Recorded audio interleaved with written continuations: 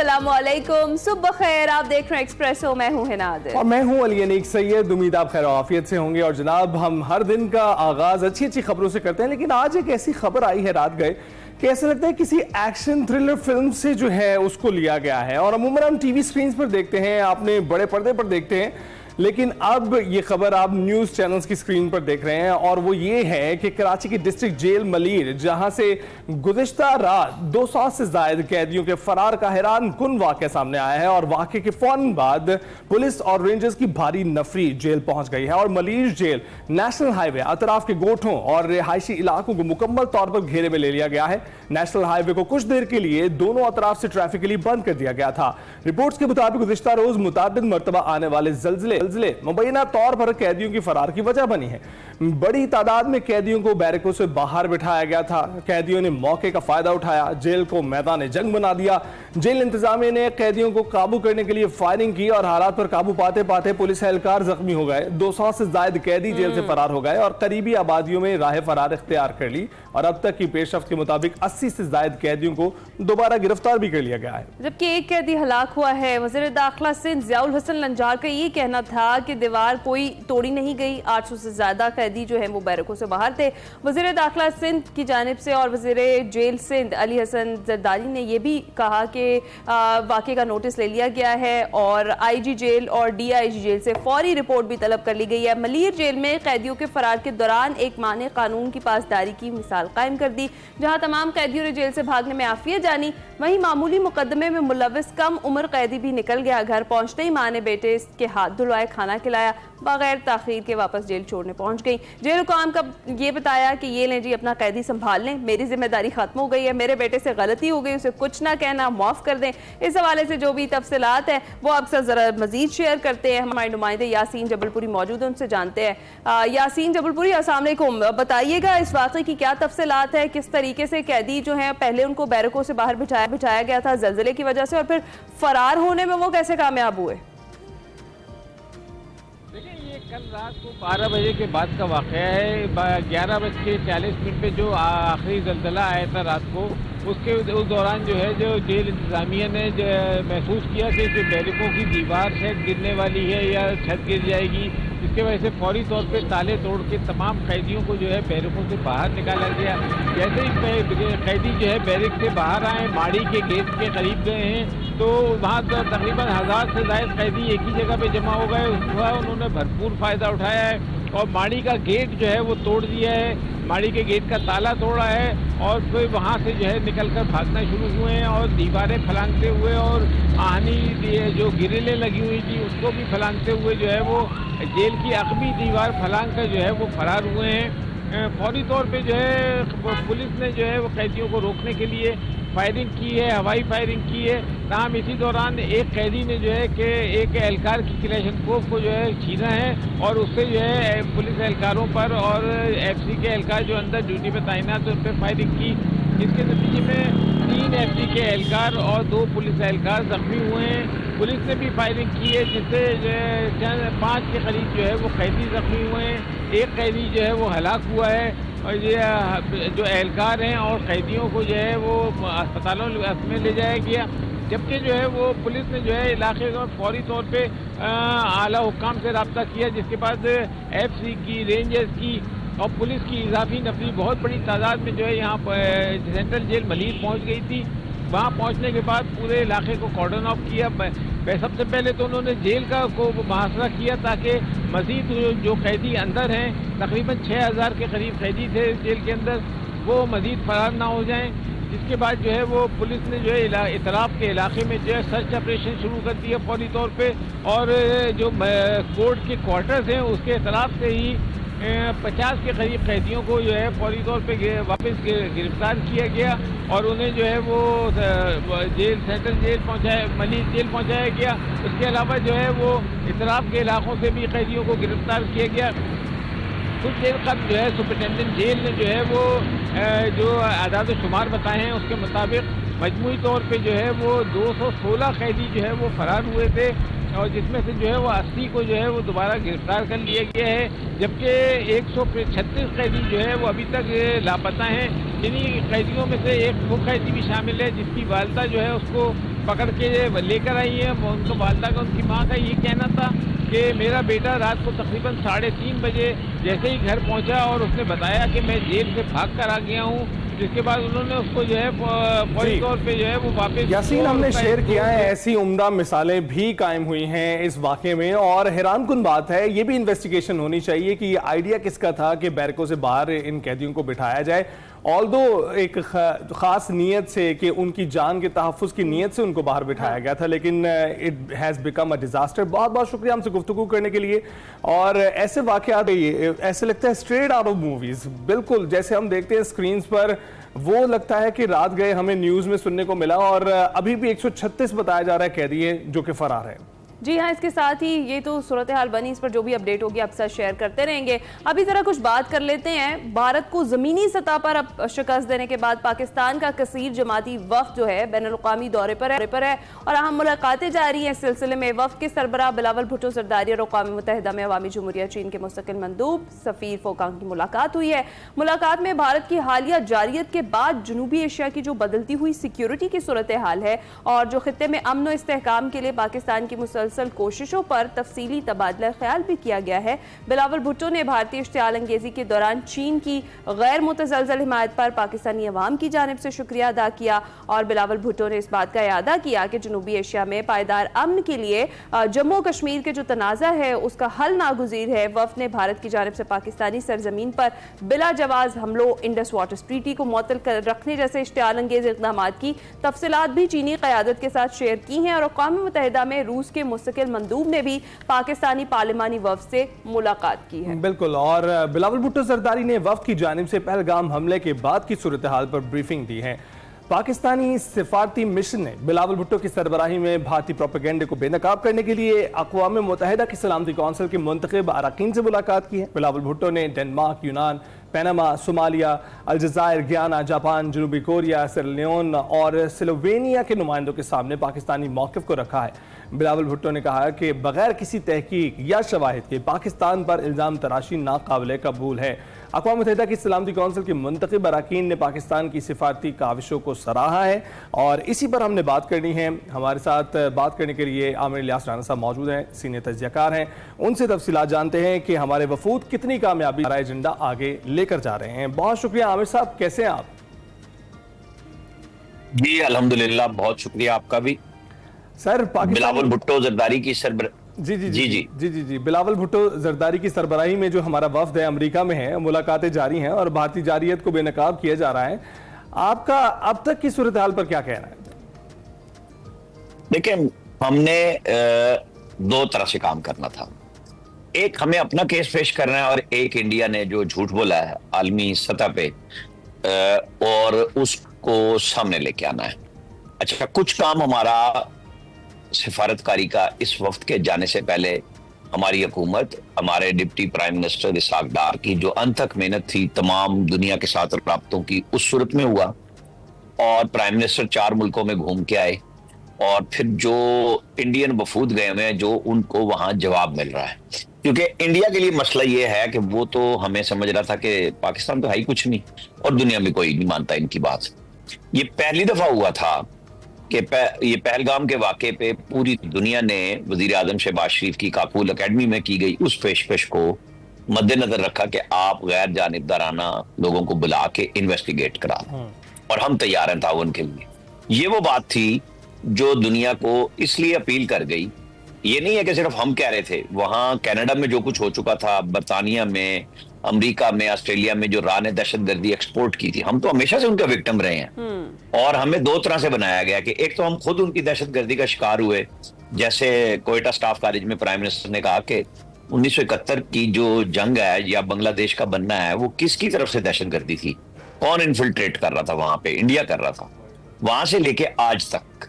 अच्छा, ये जो चीजें इंटरनेशनली राह ने की उसने दुनिया को सोचने पे मजबूर किया कि पाकिस्तान को हम हर दफा ब्लेम कर देते हैं, पाकिस्तान के खिलाफ करारदादें आ जाती हैं, बात करता है इंडिया और जाहिर है उसके साथ इकोनॉमी की वजह से लोग ताल्लुकात रखते हैं। लेकिन इस दफा दुनिया ने करवट बदली और जब 100 डिप्लोमेट्स को दिल्ली में बिठा के उन्होंने ब्रीफिंग दी तो उन्होंने कहा नहीं, हम मुतमईन नहीं है, आप हमें एक पैटर्न बता रहे हैं कि जी पाकिस्तान ये करता है, पाकिस्तान वो करता है, और आप हमें सबूत नहीं दे रहे। वहां से बात शुरू हुई और जंग हुई। अल्हम्दुलिल्लाह जंग हमने जीती, उसका अपना एक तासुर है। उसके बाद हमने दुनिया के साथ राब्ते किए, फिर हमारी वही पेशकश के हम जंग जीतने के बावजूद अमन चाहते हैं और मुज़ाकरात चाहते हैं। उसको सदर ट्रंप कोई 13 दफा तो बात कर चुके हैं उसके ऊपर, और ये छेड़ बन गई है मोदी की, क्योंकि ट्रंप के सहारे पे तो थे my friend Trump, my friend Modi, इसके अलावा तो था ही नहीं। अब पाकिस्तान ग्रेट पीपल है ट्रंप की तरफ से, पाकिस्तान की लीडरशिप, पाकिस्तान के अवाम, पाकिस्तान की बनाई हुई चीजें। अच्छा, ये सुहाने रूह साबित हो रहा है इस वक्त पूरी इंडियन गवर्नमेंट पे, वहां के लोगों पे, और फिर ऊपर नीचे उनके कहीं चीफ ऑफ डिफेंस स्टाफ कह देते हैं कि तैयारे गिरना अहम नहीं, 2 दिन हमने ग्राउंड किया और उसके बाद हम उन्हें दोबारा ले आए। वो हम कहते हैं तुम्हारी मत मारी गई थी जो 2 दिन में तुम दोबारा लाए, और हमें मौका मिला कि हमने 5 तैयारे तुम्हारे एक वक्त में गिराए, जो स्कोर अब 7 तक जा चुका हुआ है कि एक अनमैन्ड था और ये था। तो अब कोई सोचे कि जब तुम्हारे राफेल फेल किए पाकिस्तान ने बैठ के, तो तुम्हें अकल के नाखून लेने चाहिए थे। तुमने सोचा तुम 80 तैयारे ले आओगे डॉग फाइट में, तो हमने चुन के तुम्हारे तैयारे मारे। दुनिया में जहां जा रहे हैं सवाल ये हो रहा है कि भाई जब पाकिस्तान इन्वेस्टिगेट करने का कह रहा है तो क्या इसमें मुश्किल है? देखिए, हमारे बिलावल भुट्टो जरदारी की सरबराही में जो वफ्द गया हुआ है वो अक़वाम मुत्तहिदा में मुस्तकिल मंदूब जो हैं उन लोगों से मिल रहा है, यूएन में बाकी सफरा से मिल रहा है। तो हमने सही जगह पे टारगेट किया। देखिए, आप किसी मुल्क में जाएं और किसी से मिलते हैं, किसी की पार्लियामेंट से मिलते हैं, तो वहां से भी जवाब जो जमा होना है वो फॉरेन ऑफिस में होना है और फिर गवर्नमेंट बैठ के सोचती है। हम जो अक़वाम मुत्तहिदा में हमने किया कि ज़ाहिर है हमने एक वक्त तश्कील दिया जो 9 तारीख को बरतानिया जाएगा, उससे पहले हम यहाँ पे हैं। अभी जो ट्रंप ने कहा है कि पाकिस्तान का वफ्द आ रहा है, तो जाहिर है कि उनकी इंतजामिया से हमारे मामलात मीटिंग के तो तय पा गए हैं, हम उनसे भी मिलेंगे। तो पहले दिन की कामयाबियां कुछ आपने बताई, आपने दिखाई, बताई वीडियोस में भी कि बिलावल भुट्टो किस किस से मिल रहे हैं। तो यही असल सिफारती मिशन है, मेरे ख्याल में तो बेहतरीन काम सही है। आमिर साहब, आप बिल्कुल सही कह रहे हैं। अब तो जिस तरह से आपने क़ौम मुत्तहिदा का जिक्र किया, सलामती काउंसिल की जो मुंतखब अरकान है वो भी पाकिस्तान की सफारती कोशिशों को सराह रहे हैं, और जो भारत को सुबकी का सामना करना पड़ रहा है वो एक तरफ है। तो आपको लगता है कि ये जो बौखलाहट में बयानात दिए जा रहे हैं, इतनी ज्यादा हजीमत उठाने के बाद अब जिस तरह से बात की जा रही है, बयानात दिए जा रहे हैं, वो खुद भारत के अंदर से बातचीत जो है वो इस बात पर शुरू हो गई है कि कितने तैयारे गिरे थे, इस बात का जवाब दिया जाए, और आखिर नुकसान हुआ कितना था जो कि अब तक छुपाया जा रहा है उनकी अपनी आवाम से। देखिए, राफेल कंपनी की अपनी साख स्टेक पे है, इज्जत दाव पे लगी हुई है। वो आके इन्वेस्टिगेट करेंगे और वो रिपोर्ट आएगी, थोड़े दिन लग जाएंगे। कोई ऐसा इशू नहीं है। जैसे जब इंडिया ने 2019 में कहा कि हमने F-16 गिरा दिया है और अपने गिरे हुए मिराज का एक टुकड़ा भी दिखा दिया दुनिया के सामने, तो लॉकहीड कंपनी है जो अमेरिका की है, जो F-16 बनाती है, उन्होंने कहा हमारा कोई तैयारा मिसिंग नहीं। अब तो ये इस वक्त सारी दुनिया को साइबर वारफेयर का समझ आ गई है, गेम समझ आ गई है कि जी आप जो पेरेंट कंपनी है, असल सिग्नल आपके पास है ना, टेक्नोलॉजी आपके पास है, तो आप तो देख लेते हैं ना कि भाई अब आम आदमी को समझाने के लिए आपने गाड़ी में ट्रैकर लगाया है। अगर कंपनी का ट्रैकर 4-5 दिन नहीं होता तो वो कॉल करते हैं बंदे को, भाई आपकी गाड़ी स्टार्ट है कि नहीं है, बैटरी तो नहीं खत्म, चोरी तो नहीं हो गई, ये इतला की जाती है।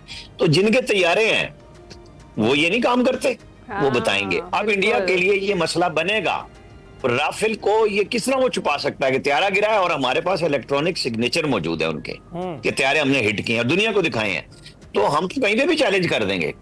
आपको पता है हमने तो जो सिस्टम बनाया है, इंडिया के अगर 80 तैयारे थे तो हम वो 3 तरह के थे। एक वो थे जो पाकिस्तानी तैयारों को डॉज देने के लिए रखे गए थे, जिनमें कोई हथियार नहीं था कि इनको दाएं बाएं घुमाओ। एक वो थे जिनमें थोड़े फासले के हथियार थे, जिस जगह पे वो मौजूद थे वो पाकिस्तान तक मिसाइल आ नहीं सकते थे। अच्छा, तीसरे वो थे जो पाकिस्तान के ऊपर हिट कर रहे थे और हिट कर सकते थे। मैं जिस स्क्रीन पे सामने आईपैड पे बैठ के बात कर रहा हूँ, ये जंग हमने इस तरह लड़ी है जिस तरह बच्चे ये खेलते हैं ना, वो गेम्स खेलते हैं। हमारे एयर चीफ से लेके जो हमारे लोग इसमें मुतल्लिक मौजूद थे, वो स्क्रीन पे देख रहे थे कि हमने किन तैयारों को देखना है, लॉक किसको करना, और हमने किया। और जो सिस्टम हमने सर्जनाइज किया था सारे का सारा मिला के कि हमारे रडार 360 पे चल रहे थे। इंडिया को कुछ समझ नहीं आई अभी तक, और इनको अभी काफी अरसा लगेगा समझने में कि हमने तैयारे मारे हम स्कूल में आ गए, हम उस तरफ गए नहीं जहां वो हिट कर सकते थे। वो तैयारे डरे हुए थे। ओरिजिनली राफेल वालों को तो पता था कि ये हमारी क्यादत पागल हो गई है और मरवाएगी। अच्छा, इन्होंने मिसाइल भी चलवा दिए, पेलोड हो गया जिसको कहते हैं, तो हमने वो तैयारे 5 मरा दिए। अच्छा, हम ज्यादा क्यों नहीं मारे, ये सवाल लोग करते हैं। वो इसलिए करते हैं कि देखिए, पाकिस्तान दुनिया में जाहिरियत नहीं चाहता और ना इंडिया के साथ चाहता है। आपने हम पे मुसल्लत की, अगर हम ज्यादा करते हैं दुश्मन प्रोवोक होगा। हमने उस हद तक किया कि डरा रहे, और यही वो डर हमने उनको डाला 10 मई की सुबह, जिसकी बुनियाद पे वो अमेरिका भागा, कहीं सऊदी अरब भागा, कहीं यूएई भागा। खुदा का वास्ता हमारी सुलह कराओ। ये जो लोग सोच रहे हैं, हाँ, पागल बने में तो आप कुछ भी कर सकते हैं, लेकिन थोड़ी सी जो अकल हमने उनको सिखाई है, वो अब हमला करने की जरूरत नहीं कर सकते। बिल्कुल ऐसा ही। तो आमिर साहब, ये बताइएगा कि हम देख रहे हैं कि बिलावल भुट्टो जरदारी जो हैं, हमने अपने इंट्रो में बताया, डेनमार्क, यूनान, पनामा, सोमालिया, अलजायर, गियाना, जापान, जनूबी कोरिया, सियरा और स्लोवेनिया जैसे जो ममालिक हैं, उनके नुमाइंदों से बातचीत कर रहे हैं। लेकिन भारतीय वफ्द तो पनामा जाके पहुंच गया है और ऐसे ममालिक का दौरा कर रहा है जिनका जो इंटरनेशनल सियासत है उसमें कोई असर रसूख नहीं है और उनकी कोई फुटिंग मौजूद नहीं है। तो आपको क्या लगता है इसके पीछे क्या स्ट्रेटजी हो सकती है? देखिए, ये उनकी स्ट्रेटेजी है, हम अपनी पे जाएंगे। हमें दुनिया की सफारतकारी में कोई मुल्क, देखे ना, 5 मुस्तकिल नुमाइंदे हैं जो सलामती कौंसिल में है, वो 10 जिसमें पाकिस्तान अब खुद 2 साल के लिए शामिल है गैर मुस्तकिल नुमाइंदगी की सूरत में सलामती कौंसिल में। चले आप इनको इस सेंस में कह दें, लेकिन दुनिया सिर्फ इन 10 या 5 मुल्कों पे तो नहीं है ना। इसमें पूरा यूरोप अलग से मौजूद है। यूरोप की नुमाइंदगी करने वाला फ्रांस अगर T5 में शामिल है, तो बाकी यूरोपीय यूनियन कोई सादा नहीं है। हर मुल्क की अपनी तरजीह होती है कि आप मुझे ये बताएं ना कि उनकी मसला ये है कि उनके जो असला सप्लायर मुल्क थे वही उनके साथ नहीं खड़े हुए। रशिया क्या कह रहा है, फ्रांस क्या कह रहा है, अमेरिका क्या कह रहा है, सब कह रहे हैं इंक्वायरी कराओ।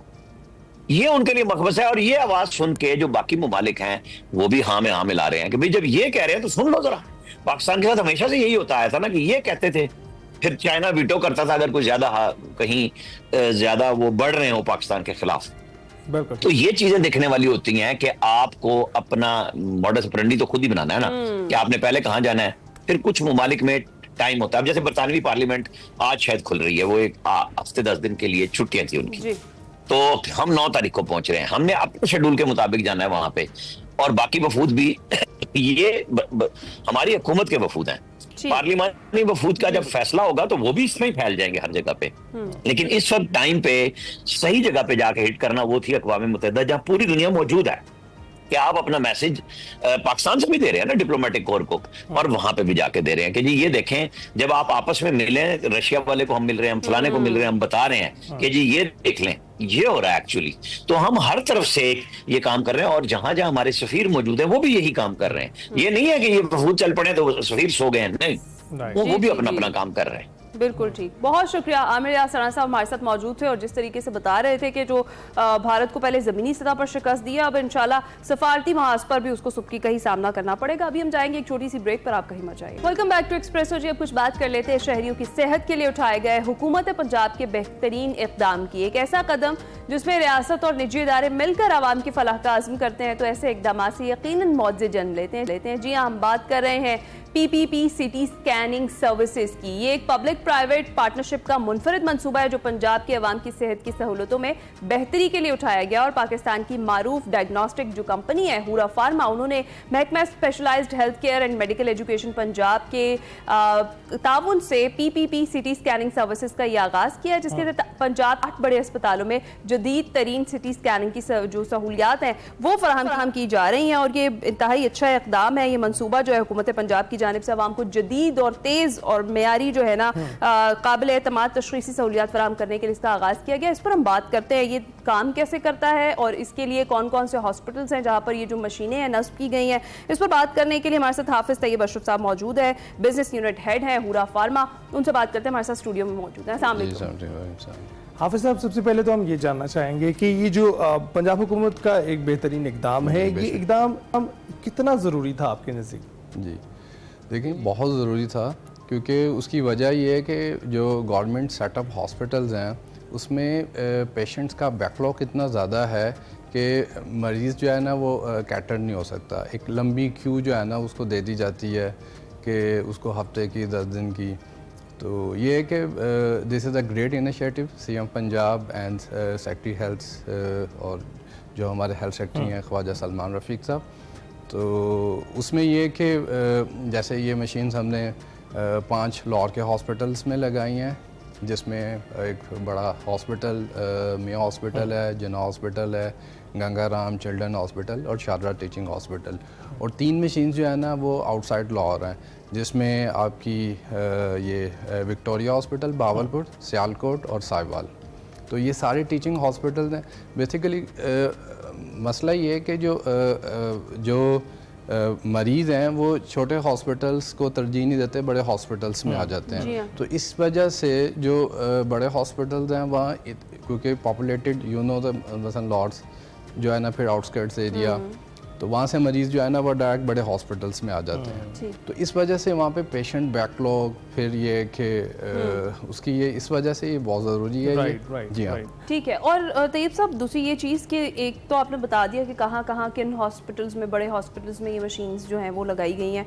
मुझे ये बताएं कि 24/7 जो सर्विसेज की फराहमी है इसको कैसे एक तो यकीनी बनाया गया, और दूसरा ये कि जो इमरजेंसी के पेशेंट्स होते हैं, आपने कहा कि बैकलॉग बहुत ज़्यादा होता है बड़े हॉस्पिटल्स में, ख़ास तौर पर अगर आपने ये जो सर्विस है ये अवेल करनी है सिटी स्कैन की, तो इसका क्या फौरी तौर पर जो रिजल्ट्स हैं वो शेयर कर दिए जाते हैं पेशेंट्स के साथ, और क्या चार्जेस क्या हैं अगर कोई सरकारी हॉस्पिटल से करवाता है या फिर कोई अगर प्राइवेटली जाकर अपना सिटी स्कैन कराना चाहता है? अच्छा, बेसिकली क्या है कि हम लोग 24/7 काम कर रहे हैं। जो हमारा पंजाब गवर्नमेंट के साथ कॉन्ट्रैक्ट है वो हमने इसको 24/7 चलाना है। इसमें टोटली स्टाफ, डॉक्टर से लेके टेक्नीशियन, उसका जो हैंडलिंग कर रहे हैं, जो इसको चला रहे हैं, वो सारी हमारी रिस्पॉन्सिबिलिटी है जी। तो हम लोग ये कि इसको मसलन कोई छुट्टी नहीं, कोई ईद पे छुट्टी नहीं, ये कि हमने जो भी उसके इमरजेंसी पेशेंट हैं, इंडोर पेशेंट है, आउटडोर पेशेंट हैं, उसको कैटर कर रहे हैं। अच्छा, गवर्नमेंट पंजाब जो है वो मरीज़ों को फैसिलिटेट करने के लिए, जैसे माजी में भी करती रही है, तो सिर्फ जो है वो इमरजेंसी तो टोटली फ्री है, ठीक, और जो आउटडोर पेशेंट हैं उनसे 2000 रुपीज़ चार्ज कर रही है वो। तो मैं ये समझता हूँ कि ये this is a German machine और 1/3 स्लाइस सिटी मशीन, क्योंकि जो प्रीवियसली मशीन लगी हुई हैं वो 4 स्लाइस मशीन लगी हुई हैं, 64 स्लाइस मशीन लगी हुई हैं, ये 1/3 स्लाइस मशीन है और न्यू मशीन हैं। और इसी तरीके से ये तो हो गया जो गवर्नमेंट वाले जो है ना वो चार्ज हो रहा है। अगर कोई प्राइवेट भी ये फैसिलिटी लेना चाहता है तो वो 5000 रुपये भी इस पर स्कैन करा सकता है। नॉर्मली अगर आप देखें निजी लेबॉर्ट्रीज़ में या दूसरे बड़े हॉस्पिटल्स में यही स्कैन आपको 15-20 हज़ार रुपये जो है ना वो करवाना पड़ता है। तो मैं ये समझता हूँ कि ये CM पंजाब और जो हमारा पंजाब गवर्नमेंट है, this is a great initiative. Right, तो आप इसको एक्सपैंड करने का सोच रहे हैं पूरे पंजाब में, उसके मुख्तलिफ जो हैं शहरों में, जैसे सियालकोट और मेरा ख्याल है कि आपने साहिवाल का भी जिक्र किया है जी। तो मज़ीद किन शहरों को आप नज़र में रखे हुए हैं? जी हाँ, अच्छा, उसमें ये कि अभी तो ये कि ये 8 जगहों का जो है ना हमने कॉन्ट्रैक्ट साइन किया पंजाब गवर्नमेंट के साथ। अगर पंजाब गवर्नमेंट जो है ना इसको फर्दर एवेलुएट करती है, और मेरा ख्याल है वो इस पे बड़ा रीथिंक कर रही है और इसको फर्दर एक्सपेंशन की तरफ जो है ना वो चलाने का सोच रही है, तो ऑब्वियसली उसमें फिर नई जगहों पे नए हॉस्पिटल, जिसमें सुनने में आ रहा है कि फैसलाबाद, रावलपिंडी साइड पे भी जो है इसको एक्सपेंड किया जाएगा। बिल्कुल ठीक है। और मुझे ये बताइएगा कि जो इमरजेंसी पेशेंट्स होते हैं उनके साथ जो उनका रिजल्ट है, जो उनका सिटी स्कैन की रिपोर्ट है, वो कितनी जल्दी शेयर कर दी जाती है, क्योंकि अमूमी तौर पर इसमें बहुत टाइम लगता है। अच्छा, इसमें क्योंकि देखें डॉक्टर्स भी हमारे हैं और हम लोग ही सारा इसको मैनेज कर रहे हैं, तो जो इमरजेंसी की रिपोर्टिंग है वो विद इन 2 आवर देते हैं। अच्छा, लाइक मैं आपसे एक्सपीरियंस एक शेयर करूँगा। मैं हॉस्पिटल का एक स्ट्रोक का पेशेंट था, तो हमने उनके साथ रिपोर्ट शेयर की डॉक्टर साहिबा के साथ, तो मसलन वो बड़ी अमेज़्ड हुई कि यार इतना जल्दी इतना क्विक रिस्पांस हमें मिल गया, और ये कि और जो इतना क्वालिटी स्कैन जो है ना आपने करके दिया इस पे मशीन पे, और वो मसलन शी एप्रिशिएटेड अस, और उन्होंने बोला कि यार this is a great initiative and great services. Right, तो ये मुझे बताइएगा कि किस किस्म के टेस्ट जो हैं मरीज़ यहाँ पर करवा सकते हैं? सिटी स्कैन के बारे में लोगों को बहुत कम मालूमात हैं, तो अगर आप उनको बताना चाहें कि वो प्राइवेटली अगर आके 5000 देकर ये टेस्ट करवाना चाहते हैं, तो किस किस्म के जो टेस्ट वहाँ पर अवेलेबल हैं? बेसिकली जो सिटी स्कैन है ये बैकबोन है डायग्नोस्टिक का, तो इसमें जिस किस्म का भी, क्योंकि देखें ये हाई एंड मशीन है, ठीक है, नेक लेवल मशीन हैं, ये हॉस्पिटल UK के हॉस्पिटल्स में लगी हुई, US के हॉस्पिटल्स में लगी हैं, जो गवर्नमेंट ऑफ पंजाब ने यहाँ फ्रॉम हमारे साथ कॉन्ट्रैक्ट करके यहाँ पे इंस्टॉल करवाई। तो ये कि इस पे जिस किस्म का भी टेस्ट है कोई भी करवाना चाहे वजन वो आके करवा सकता है इस पे। सही है। और इस सारे जो प्रोसेस है जिसमें ये आपने कहा है कि ये पब्लिक प्राइवेट पार्टनरशिप जो है वो की गई है हुरा फार्मा के साथ, हुकूमती निगरानी का इस पूरे प्रोसेस में क्या रोल है, क्या किरदार है? देखिए इसमें जो है ना, एक तो बड़ा स्ट्रिक्ट किस्म का उन्होंने चेक रखा हुआ है। अच्छा जी, हमारी रिपोर्टिंग चेक होती है पूरी, और उसमें वो फर्दर उनकी टीम जो है वो सर्वे करती हैं। कुछ उन्होंने हॉस्पिटल्स को भी एंगेज किया हुआ है कि इसको डेली बेसिस पे या वीकली बेसिस पे चेक करें, और जो महकमा सेहत की टीम है वो भी विज़िट करती रहती हैं। कुछ महकमा सेहत के जो डॉक्टर्स हैं वो उनके ऑन बोर्ड हैं, वो भी जो है ना इसकी निगरानी करते रहते हैं। राइट। तैयब साहब बहुत बहुत शुक्रिया, हुरा फार्मा के बिजनेस यूनिट हेड हैं, आपने हमसे गुफ्तगू की जो अभी पंजाब हुकूमत का ऐसा इकदाम है उसके मुतालिक आपने बताया। और देखिए जनाब, पंजाब हुकूमत ने जो ये हस्ब सहूलत फराम की है ये आप ही लोगों के लिए है, तो जो लोग मुश्किलात का शिकार हैं सरकारी अस्पतालों में का रुख करें, क्योंकि जो प्राइवेट अस्पतालों में उसमें बहुत ज़्यादा चार्ज किया जाता है इस चीज़ को, तो जो वहाँ उसको अफोर्ड नहीं करते हैं वो प्राइवेट अस्पतालों से निकलकर सरकारी अस्पतालों का रुख करें, जहाँ पंजाब हुकूमत का ये इकदाम है जिसमें बहुत सारी नई मशीनें आई हैं, तो आप इससे फ़ायदा उठा सकते हैं। हम ब्रेक के बाद हासिल।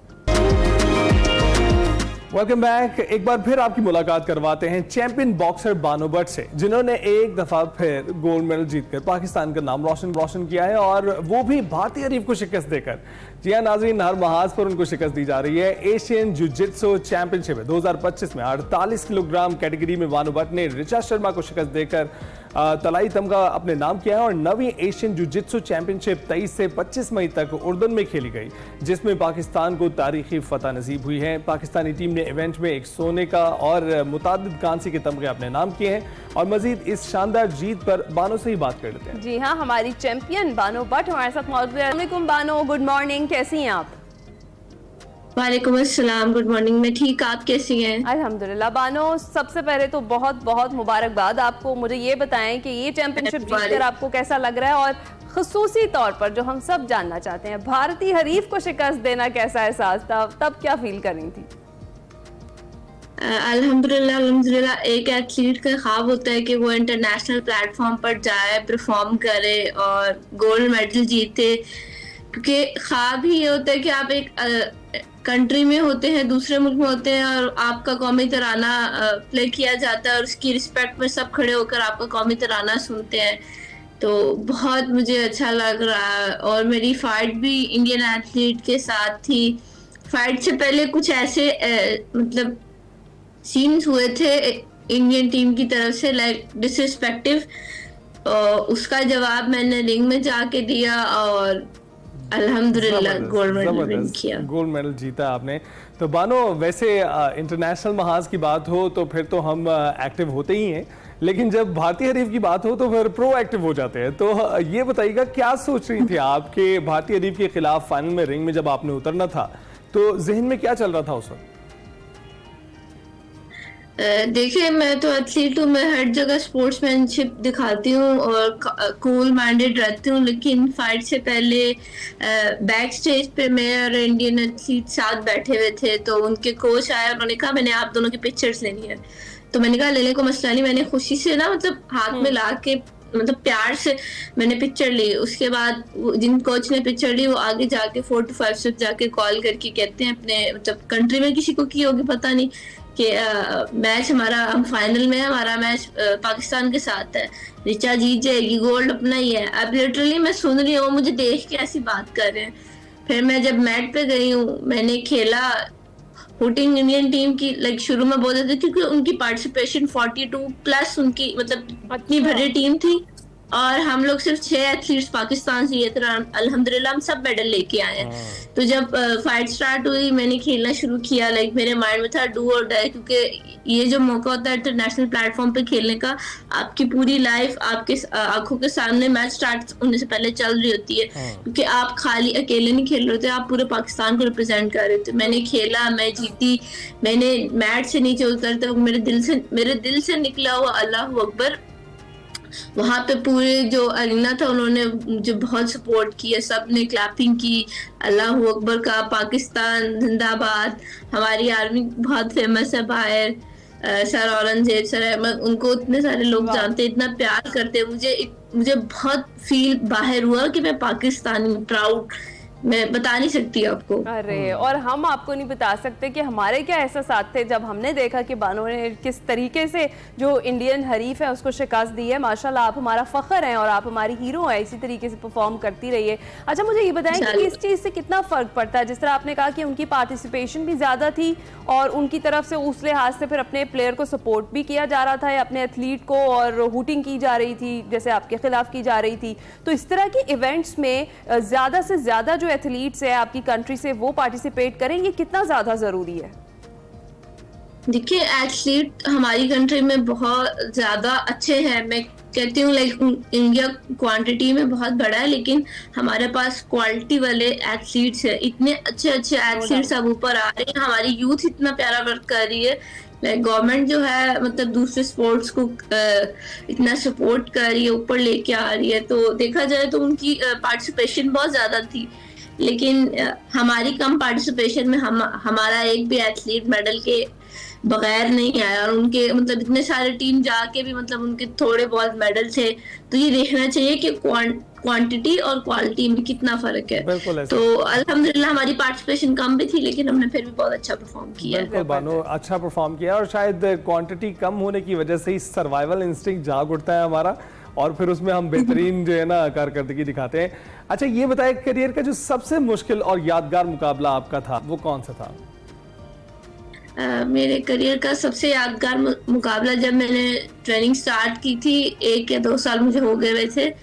मेरे एक ही दिन में 2 डिफरेंट इवेंट्स थे। मॉर्निंग में किक बॉक्सिंग का इंटरनेशनल पाकिस्तान वर्सेस श्रीलंका थी, और इवनिंग में मेरी नेशनल बॉक्सिंग एथलीट के साथ मेरी फाइट है। और उस टाइम पे मैं बॉक्सिंग नहीं करती थी। मेरे कोच ने मुझे चैलेंज मिला था, तो मेरे कोच ने चैलेंज एक्सेप्ट किया। सब ने मुझ पे ना यकीन नहीं किया, क्योंकि एक प्रॉपर बॉक्सर के साथ फाइट करना, और आपने बॉक्सिंग कभी की नहीं है। तो मॉर्निंग में मैंने फाइट की, फिर शाम को मतलब मैं सुबह 6 बजे के इवेंट पे गई हूँ, तो वहां से 5 बजे फ्री हुई हूँ। तो आपको पता ही है कि कितना मतलब स्पोर्ट्स में आप सुबह जाते हैं और शाम तक फ्री होते हैं। फिर 8 बजे मेरी नेक्स्ट फाइट थी, तो मैं थोड़ा सा ना वो थक जाती हूँ, वो हो गई थी। मेरा मोरल बहुत ज्यादा डाउन था। मेरे कोच ने मुझे मोटिवेट किया। मैं रिंग के अंदर सेकंड फाइट के लिए मैं नॉकआउट करके बाहर आ गई। और आज तक मेरे स्पोर्ट के करियर में सिर्फ एक वही फाइट है, लेकिन मेरे कोच ने उसमें मेरी तारीफ की बहुत ज्यादा। तो मेरा होता है हर फाइट के बाद मैं कोच से पूछती हूँ कि सर फाइट कैसी थी? सर कहते थे बस अच्छी और रोज कर सकते थे, इस तरह के। लेकिन उस फाइट में मुझे उन्होंने तारीफ की, और मोटिवेशन बड़ी जरूरी होती है। अच्छा, मैं ये कहूंगी कि बानो, आपको देखकर बहुत सारी और बानो बट जो है वो मोटिवेट हो रही हैं, वो भी चाहती हैं कि वो बॉक्सिंग में अपना करियर बनाएं। उन सब के लिए क्या पैगाम है जिनको रोक दिया जाता है कि भाई खवातीन जो हैं वो फाइटर नहीं हो सकती, या खवातीन जो हैं वो बॉक्सर नहीं हो सकती? क्या मैसेज है?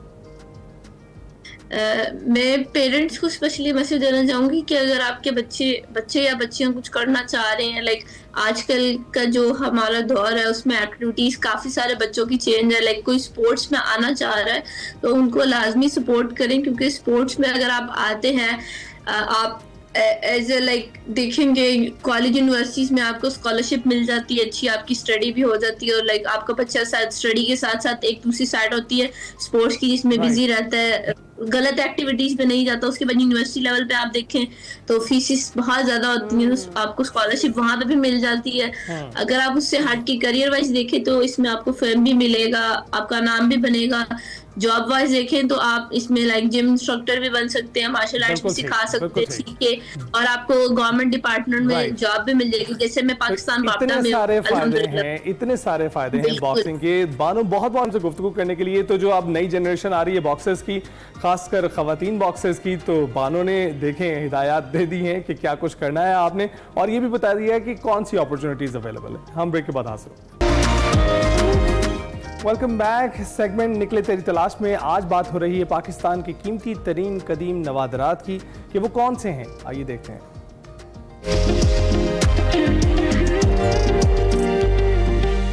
अस्सलाम वालेकुम नाज़रीन, मैं हूं वकार अहमद। आप देख रहे हैं निकले तेरी तलाश में। निकले तेरी तलाश में हर सोमवार को मुस्तनसर हुसैन तार साहब हमारे मेहमान होते हैं और हम उनसे एक दिलचस्प सवाल पूछते हैं। बहुत शुक्रिया तार साहब, आपने ज्वाइन किया। तार साहब, आज का जो मेरा सवाल है वो इस हवाले से है कि पाकिस्तान में जो कदीम नवादरात हैं या ऐसी नादिर अशिया हैं कदीम, उनके हवाले से अगर देखा जाए, या जिनको जनरली कहते हैं एंटीक्स कहते हैं, तो पाकिस्तान की जो नुमाइंदा या कीमती तरीन नवादरात जो हैं वो किन चीज़ों को कहा जा सकता है? देखिए, अगर सिर्फ एंटीक्स की बात की जाए तो सबसे टॉप पे तो मैं हूँ एंटीक, और कुछ सियासतदान और हम दोनों बेकार। लेकिन आप अगर उन एंटीक्स की बात करते हैं जी, जिनका मोल पड़ रहा है, तो उससे पेशतर मैं थोड़ा सा बैकग्राउंड, एक मुहावरा है कि एक जनरेशन जो है वो एक घर को सजाती है, उसमें ज़रूर सजाती है, फर्नीचर वगैरह वगैरह। दूसरी जनरेशन उस घर में मुंतकिल होती है तो वो कहती है कि आबा और अजदाद की निशानी है।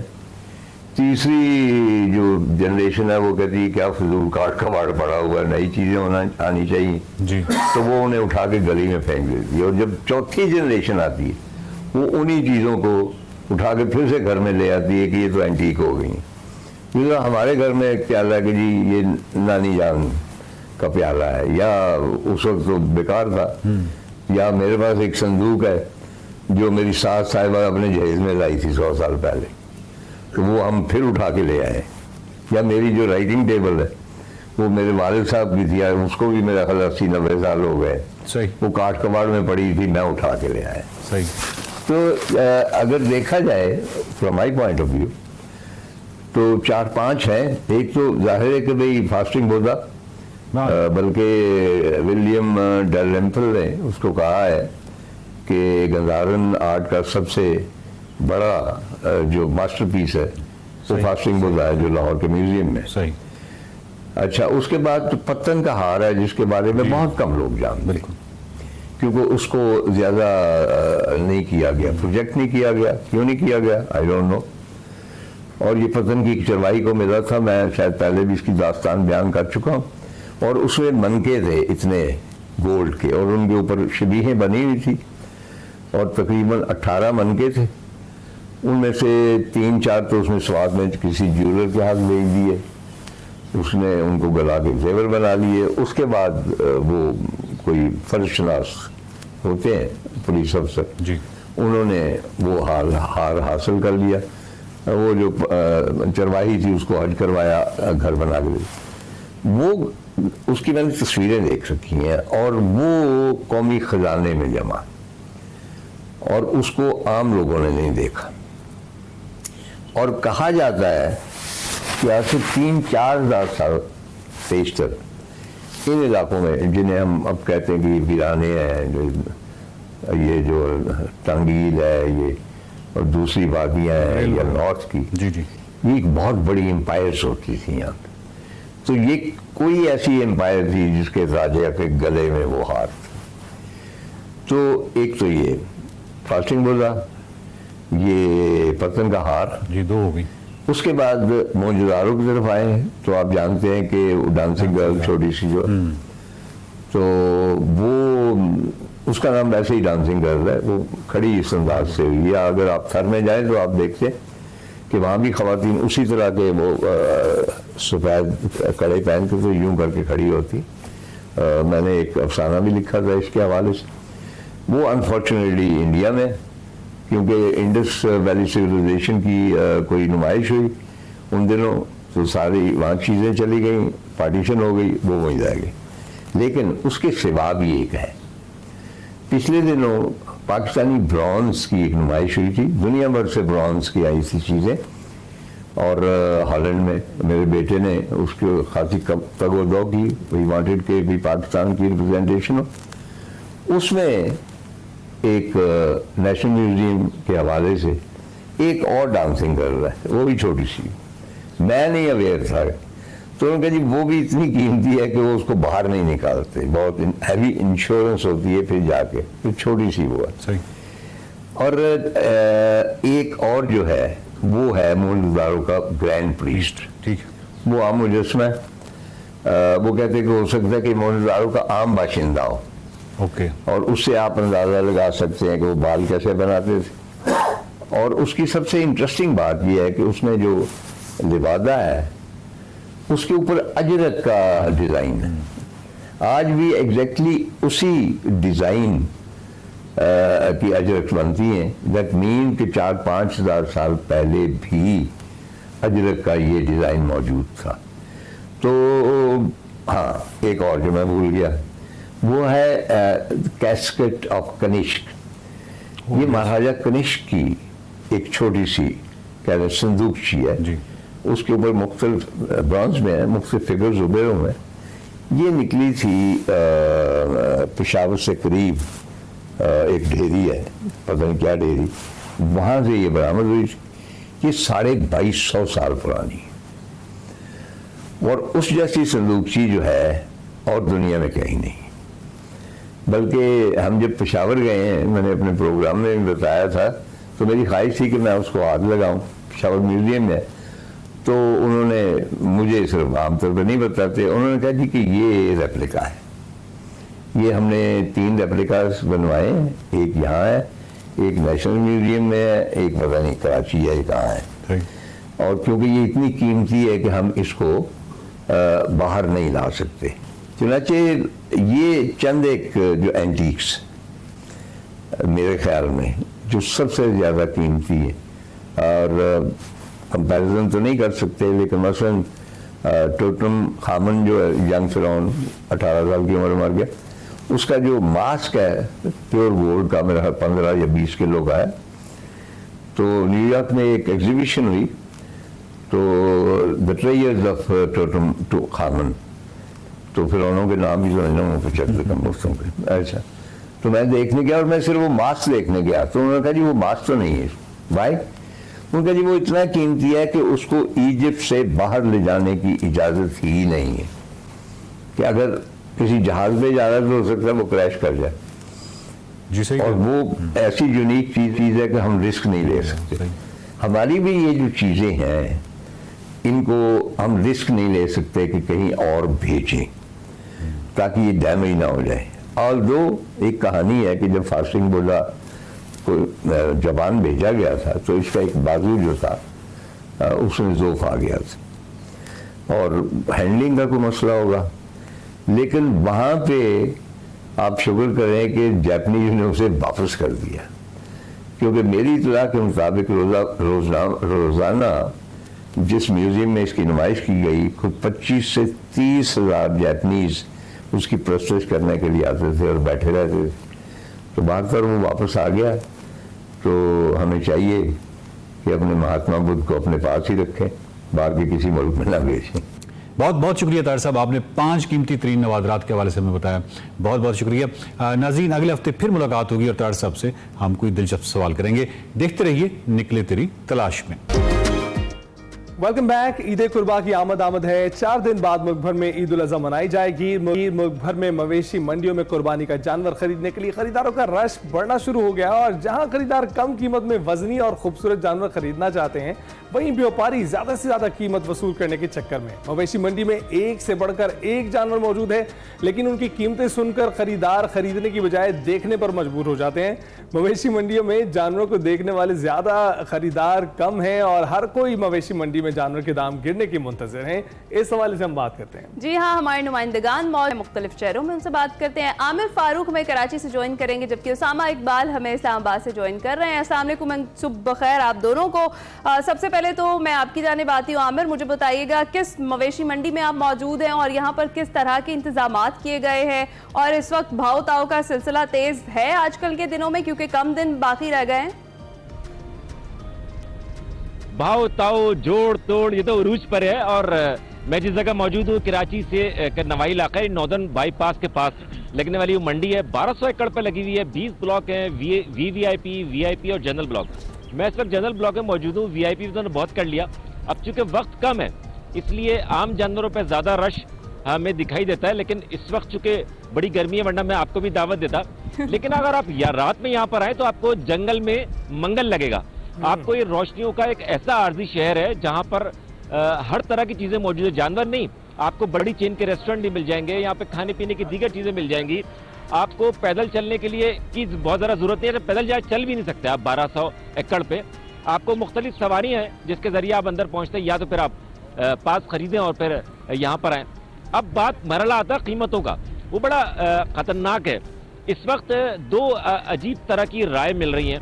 यहाँ हमने व्यापारियों से पूछा, वो व्यापारी तो बड़ा खुश है जिसने अपने अच्छे खासे जानवर फरोख्त कर दिए, लेकिन बहुत सारे व्यापारी बड़े नाराज हैं। वो कहते हैं कि कराची वाले कीमतें कम लगा रहे हैं। मेरे सामने कभी एक बैल के इन्होंने 9 लाख रुपए मांगे, तो वो उन साहब ने कहा कि 9 लाख रुपए में तो 60 गज का प्लॉट आ रहा था। तो एक खासी उनकी तकरार हो गई। तो अगर आपको यहाँ पर जानवर लेना, खास तौर पर आपको, तो आप 3 लाख रुपए से ज्यादा रकम यहाँ पे लेकर आएगा।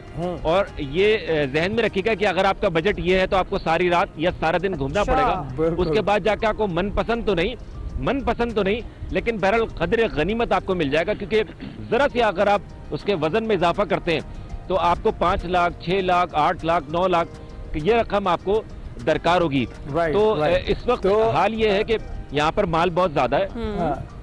आमिर, बिल्कुल कराची का अहवाल तो आप बता रहे हैं, शहर इक़्तिदार की भी बात करते हैं। वहां से उसामा ने हमें ज्वाइन किया है। उसामा, इस वक्त आमिर बता रहे हैं कि 3 लाख जेब में रख के लेकर आए, तो आप मंडी का अहवाल बताएं, इस्लामाबाद में क्या सिचुएशन है? देखें जी, अगर इस्लामाबाद में बड़ा जानवर लेना है, बैल लेनी है, तो 3 लाख तो नहीं, मेरा ख्याल है 4 लाख रुपए एटलीस्ट बंदे की जेब में होना चाहिए, तब उसको कोई अपना मनपसंद जो जानवर है वो मिल सकता है। अगर मंडियों की बात करें तो यहाँ पर रेट काफ़ी ज़्यादा हमें नज़र आ रहे हैं पिछली बार की निस्बत, और इसी तरह जो छोटे जानवर हैं उनका रेट भी एटलीस्ट 1 लाख रुपए से शुरू हो रहा है, जो कि मनपसंद जानवर जिसको कहा जा सकता है, जो कि लोग शौक से खरीद कर लेके जाते हैं कुर्बानी के लिए। तो मंडियों के जो रेट हैं इस वक्त तो बहुत ज़्यादा हैं, और अभी क्योंकि सुबह का टाइम है तो यहाँ पर ज़्यादा खरीदारों का रश भी नहीं है, और लोग जो हैं वो आ रहे हैं लेकिन बहुत कम खरीदार हैं यहाँ पर। अलबत्ता रात के वक्त यहाँ पर खासा रश नजर आता है हमें। मनपसंद जानवर लेने के लिए लोग जो हैं वो दूर दूर से आते हैं, और ये बेसिकली खन्ना पुल के करीब मंडी लगाई गई है ज़िया मस्जिद के सामने, और ये मंडी हर साल यहाँ पर लगती है। लेकिन इस साल जो रेट हैं वो खरीदारों को समझ में नहीं आ रहे। उनका ये कहना है कि पिछली बार की निस्बत डबल एटलीस्ट जो है वो फर्क पड़ा है रेट्स में। और वहीं पर अगर हम व्यापारियों की बात करें तो उनका ये कहना है कि क्योंकि महंगाई हो चुकी है और खर्चा वगैरह जो खुराक है जानवरों की वो भी बढ़ गई है, इसके साथ साथ जो किराया है मंडी में रखने का, लेके जाने का, वो भी बढ़ चुका है, इसीलिए रेट ज्यादा लगाए जा रहे हैं। अलबत्ता भाव ताव का जो सिलसिला है वो जारी है। रात गए यहाँ पर जो लोग हैं और मंचले हैं स्पेशली, वो अपना मनपसंद जानवर देखने के लिए आते हैं, और पूरी रात यहाँ पर मंडी पर जो है वो रश लगा रहता है। इसके बाद जाकर किसी को अपना मनपसंद जानवर जो है वो पसंद आता है। और साथ में अगर मैं बात करूं तो जल्दी में ये सौदे नहीं हो रहे, बल्कि अलबत्ता जो डीलिंग है वो काफी लेट होती है, काफी भाव ताव करना पड़ता है, काफी बहस करनी पड़ती है, उसके बाद जाकर एक कोई स्पेसिफिक अमाउंट पर दोनों पार्टीज जो है वो एग्री होती हैं, और फिर उसके बाद जो है वो यहाँ पर जो है वो कोई चीज जो है वो फरोख्त होती है। अलबत्ता लोगों का रश जो है वो लगा हुआ है, लोग आ रहे हैं, जानवर देख रहे हैं, जिसको जो जानवर पसंद आता है उसका अपना मनपसंद रेट लगाता है, और जो व्यापारी हैं अगर उनको समझ आती है तो वो दे देते हैं, नहीं तो फिर उनसे माजरत कर ली जाती है। सही है, बिल्कुल ठीक है। अच्छा आमिर, आप मौजूद हैं एशिया की सबसे बड़ी मंडी से कहा जाता है, इतनी बड़ी ये मंडी है, तो इसके अंदर क्या इंतजामात की सूरत हाल है ये भी बताइएगा, खास तौर पर जानवरों के लिए किस तरह के इंतजामात है, और जो यहाँ पर शहरी आ रहे हैं, जो खरीदार आ रहे हैं, क्या उनके लिए कोई ट्रांसपोर्ट का भी इंतजाम किया गया है, क्योंकि ये खासी दूर है नॉर्दर्न बाईपास पर जो ये मंडी है, तो इंतजामात के हवाले से भी बताइएगा। बिल्कुल बहुत दूर है। अच्छा, ये जो आपका वर्ड है एशिया की सबसे बड़ी मंडी, हम भी यही कहते थे, लेकिन गुज़िश्ता दिनों में जब एडमिनिस्ट्रेटर से बात की तो उन्होंने कहा कि आप एशिया में नहीं, आप दुनिया में इससे बड़ी मंडी दिखा सकते हैं, कोई दिखा सकते हैं। तो मैंने कहा चले कि वो एडमिनिस्ट्रेटर साहब जो हैं जी बिल्कुल कह रहे थे कि दुनिया की सबसे बड़ी मंडी है। उनका दावा यह है कि दुनिया की सबसे बड़ी मंडी है। अच्छा, बज़ाहिर दुरुस्त भी नजर आता है। अगर आप ये देखें तो आप हैरान होंगे, यहाँ पे बेपनाह चौड़ी सड़कें, उन सड़कों के दोनों तरफ गायों का सेक्शन एक तरफ है, बकरे एक तरफ है, ऊंट एक तरफ है।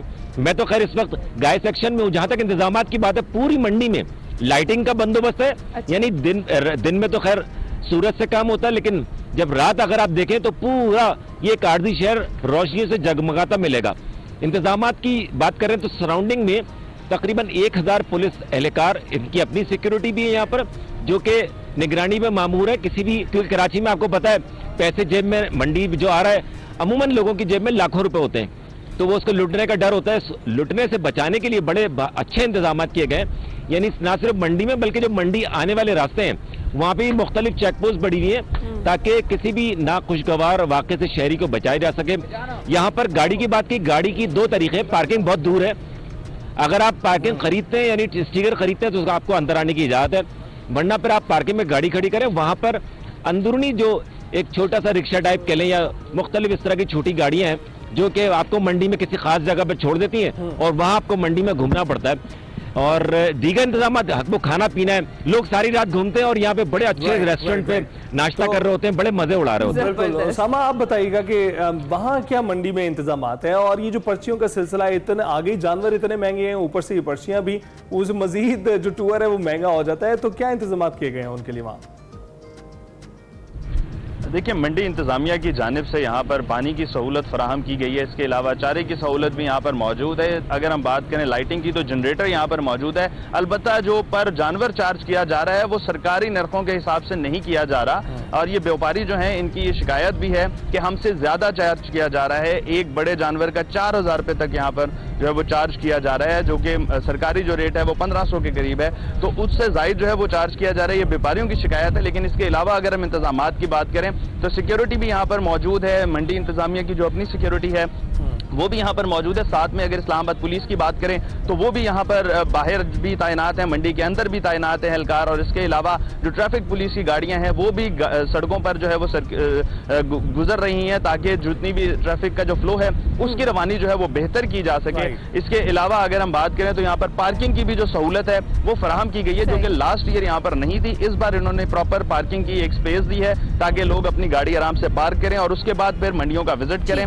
2 पार्किंग दी है, एक बैक साइड पे और एक फ्रंट साइड पे, तो दोनों जगहों से जो है वो शहरी आकर खरीदार हैं वो जानवर अपना देख सकते हैं। खरीदारों को इसके साथ साथ जानवरों के लिए भी इंतजामात बेहतर किए गए हैं। बहुत शुक्रिया। आमिर फारूक और उसामा इकबाल हमारे साथ मौजूद थे जो मुल्क की बड़ी मवेशी मंडी है वाल हमारे साथ शेयर कर रहे थे। जनाब, ईद कुर्बा की आमद है और इस वक्त मवेशी मंडियों में जो रश है वो काबिल दीद है। इस वक्त बहस व तकरार का भी सिलसिला जा रहा है, हर कोई अपनी पसंद का जानवर लेने के लिए बेताब है और मंडी का रुख कर रहा है। अगर आपने भी अभी तक जानवर नहीं लिया तो रुख कर लीजिए मंडियों का, क्योंकि रेट्स बढ़ने ही है, कम नहीं होने। अभी हम जाते हैं एक ब्रेक पर, आपका ही मजा आएगा। वेलकम बैक टू एक्सप्रेसो जी। अब आपकी खूबसूरत तरीन लड़कियों से या हुस्न की देवियों से मुलाकात करवाते हैं। हमारे साथ स्टूडियो में मौजूद हैं मिस पाकिस्तान वर्ल्ड 2025 का जो टाइटल था उसके लिए मियां सिद्दीक और इसके साथ साथ सैयदा फिजा फातिमा नकवी मिस पाकिस्तान वर्ल्ड 2025 से जो है टाइटल से इनको नवाजा गया। लाहौर में होने वाले मिस पाकिस्तान मुकाबलों की तकरीब हुई जहाँ इन खूबसूरत और हसीन चेहरों की ताजपोशी की गई। एक्सप्रेसो में मौजूद ये टैलेंटेड और खूबसूरत पाकिस्तानी लड़की आलमी सतह पर पाकिस्तान का मस्बत चेहरा है। मजीद इन्हीं से बात करते हैं। हमारे साथ स्टूडियो से मौजूद है कि जनाब इस मुकाम तक वो कैसे पहुंची हैं और ये जो जर्नी था ये कैसा रहा है। बिल्कुल, और जैसे हिना ने आपको बताया कि मियां और फिजा दोनों एक ही टाइटल शेयर करती हैं और इस वक्त एक्सप्रेसो में एक ही प्लेटफॉर्म पर एक साथ मौजूद है। बहुत बहुत शुक्रिया हमें ज्वाइन करने के लिए। सबसे पहले फिजा, मैं आपसे पूछना चाहूँगा कैसा लग रहा है एक्सप्रेसो में आके? अस्सलाम वालेकुम एवरीवन। बहुत अच्छा लग रहा है। The environment is so good. मुझे बहुत अच्छा लगा यहाँ आके and I am happy to be the part of the show. Okay Mian, आप बताएं कि आपको कैसा लग रहा है एक्सप्रेसो में आके? अस्सलाम वालेकुम everyone. So apologise for my accent, मेरी उर्दू बात ठीक है। सो मुझे यहाँ आकर बहुत खुशी हुई। I am so happy to be here on the show and I am so happy to be here in Pakistan. It's my first time in Lahore and Pakistan बहुत खूबसूरत है। It's so beautiful, the people are so kind और यहाँ के लोग बहुत अच्छे, hospitable और काइंड है।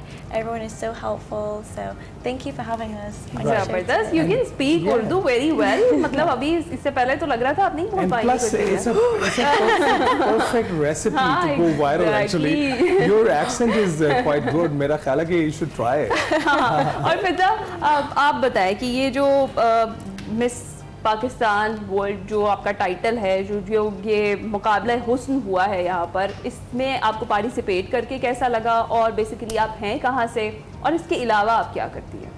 तो मुझे एक बहुत बड़ी achievement, I am honoured to be with given this crown with this title. मैं यूएस से आई हुई हूँ और born and brought up Quetta में, पाकिस्तान में, और मैं इंश्योरेंस कंपनी में काम करती हूँ। So I think this is a dream come true for me. कभी सोचा ही नहीं था, तो just applied and they got me selected me, got the call, and I'm here. जबरदस्त। Great, great. Mia, we would like to ask you this: Pakistani origin father and English Irish origin mother. How was it for you in living with both of them, and now you're here representing Pakistan? It's very different. I feel like sometimes being mixed, but it's such a beautiful experience as well, having both cultures, because I really love my Pakistani side and I'm actually closer to my Pakistani side and the culture. So that's why I'm here in Pakistan. That's why I want to represent Pakistan. I want to show everyone on the international stage how amazing the country is, how beautiful it is, and break the misconceptions that some people might have about Pakistan. Okay Fiza, मैं चाहूँगी कि आप बताएं कि वैसे तो लगता है कि सिर्फ खूबसूरत होना ही काफ़ी है इस तरह के किसी भी कंपटीशन में पार्टिसिपेट करने के लिए। खूबसूरती के अलावा कौन कौन सा जो टैलेंट है वो आपके पास होना चाहिए, और इसके साथ साथ कौन कौन से मेजर चैलेंजेस थे जो इस कंपटीशन में जब आपने पार्टिसिपेट किया तो आपको फेस करने पड़े? आई थिंक खाली खूबसूरती नहीं होती है, आप अपने आप को कैरी कैसे करते हो, आपका एजुकेशन बैकग्राउंड क्या है, आप ऑब्वियसली योर ब्रेन मैटर्स, तो इट्स एंटायर पैकेज जब आप इस कंपटीशन में आते हो। Then after before I think struggle was just to be confident in yourself कि आप ये कर भी सकते हो या नहीं। तो प्लेटफॉर्म बहुत इजी है, it's just application you have to submit, और फिर वहाँ से कॉल आएगी अगर आप सेलेक्ट हो जाओगे, they gonna tell you the entire process. So I think struggles as such तो कोई इसमें वैसी वाली नहीं थी, but just to be confident about yourself, that was the main thing. Right. So Mia, how's your experience in Pakistan? It's been really amazing. Everyone's been really kind. It's बहुत गर्मी है, very hot compared to England. Very different, but I'm loving it. I prefer warm weather, so it's perfect for me. Tell us about your favorite Pakistani food that you've tried. मेरी पसंदीदा पाकिस्तानी खाना सालन और रोटी है। और सालन स्पेसिफिकली कौन सा सालन? Chicken salad. The one that my auntie makes. Chicken karahi, chicken curry. I love chicken karahi as well. Chicken karahi is good. But always with roti, always made by my auntie specifically. Okay, so how was your experience of this specific competition? Really amazing. So I just applied, like Fiza said, and I have always wanted to join this pageant because I feel like sometimes people think that pageantry is just about beauty, but it's not. You know, you also have to have good education. I mean, for me example, so मैं अभी school नहीं जाती, लेकिन मैंने school में politics, drama, dance और public speaking की, and now मैं डांसर, टीचर और बैकग्राउंड एक्टर हूँ, और मैं ऑफिस में काम करती हूँ, so I do a lot of things. आपने कुछ छोड़ा है जो आप नहीं करती? I do a lot. So they're saying you have so many things all together. Yeah, I got that. So I do a lot, and I think a lot of people just think in pageantry you're just a pageant queen and that's it. But I do all those things whilst doing charity work. Same with Fiza as well. Right. We both work, we both do charity. A lot of it is advocating and raising awareness about serious topics as well. Right. So there's all that to pageantry. So Bilkul. that's why I'm happy to be here and happy to be part of it. Glad to have you here. अच्छा फिर सब आप बताइएगा कि ये जिसमें आपको नवाजा गया है इस टाइटल से, मिस पाकिस्तान वर्ल्ड के टाइटल से, ये इवेंट, इसकी कुछ तफसील हमारे नाज़रीन के साथ शेयर कीजिए। Event was I think very organised, बहुत अच्छा रहा। हमारी जो डायरेक्टर हैं, फाउंडर हैं इस कंपनी की, miss Sonia Ahmed, I think मैं तो पिछले 6 महीने से उनका दिमाग खा रही हूँ, because she is like a real guide for us, every one of us. उनको मैसेजेस कर रहे हैं, she is been guiding for this event. हम 6 महीने से प्रिपेयर कर रहे हैं कि क्या होगा, कैसे होगा। Then we had the rehearsals as well. So event went really well. I think हर साल ये और better होता जा रहा है। Last year से इस साल इसकी ambience, इसका overall look, everything was really organized and really better. अच्छा, तो मुझे ये बताएं कि इसकी कुछ स्टेजेस थी, कुछ कैटेगरीज थी, और या फिर जो है ये सिर्फ एक इवेंट था, और या बहुत टाइम के लिए डिफरेंट स्टेजेस पर या कैटेगरीज में इसमें लोगों को क्वालिफाई किया गया या टेस्ट किया गया कह सकते हैं, और इसकी तैयारी इसके हवाले से बताएं। आपको खुद को मेंटेन रखना पड़ता है और हर चीज़ को बैलेंस रखना पड़ता है, वो कैसे की? तो आई थिंक मोस्टली ये ऑनलाइन है। ओके, एप्लीकेशन के बाद ऑनलाइन ही we are required to provide them. एक फोटो शूट राउंड है, एक क्वेश्चन आंसर्स राउंड है, देन एक वीडियो शूट राउंड है। तो वो जब सब हम सबमिट करा देते हैं, then I think 300 applications they got for this year, और उसमें से फिर हम 5 लड़कियाँ सेलेक्ट हुई हैं। तो that was it. Right. So Mia, tell us about your experience in Pakistan, and what do you think? How much talent is in Pakistan, and what's next for Mia after this show? So I think there's a lot of untapped potential in Pakistan. That's one of my advocacies. I want to advocate especially for women. I want to uplift women not only in Pakistan but everywhere. I want women to aim higher, because I feel like sometimes they're told you can't reach that, you can't do this, you can't do that, because maybe it's not made for you, but it is, it's made for everyone. So that's something that I want to advocate for. And what's next for me is I'm going to keep advocating, keep doing my charity, and hopefully I'm going to represent Pakistan in the international pageant and international stage and show everyone what Pakistan really is, and I can't wait to do that.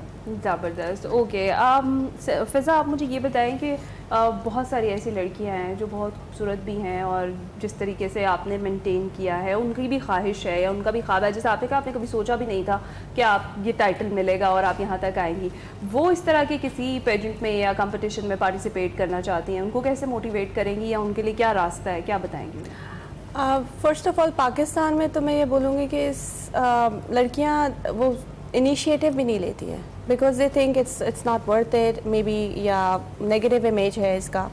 But I would just say कि just be confident in yourself, क्योंकि खाली beauty तो है नहीं। अगर आप थोड़े से सांवले भी हो या जैसे भी हो, आपके अंदर कॉन्फिडेंस है, यू कैरी योरसेल्फ गुड, आप इंटेलिजेंट हो, I think that is it what is required. And then obviously your health fitness is required. You have to maintain yourself. मैंने I think 2 साल से शुरू किया है। मैं ड्रिंक्स नहीं पीती हूँ, like soda वगैरह नहीं पीती हूँ. So yeah, you have to maintain yourself and gym. So I think you have to be confident in yourself and just keep trying. Keep being consistent and focused, so every dream can come true. So what are your future plans?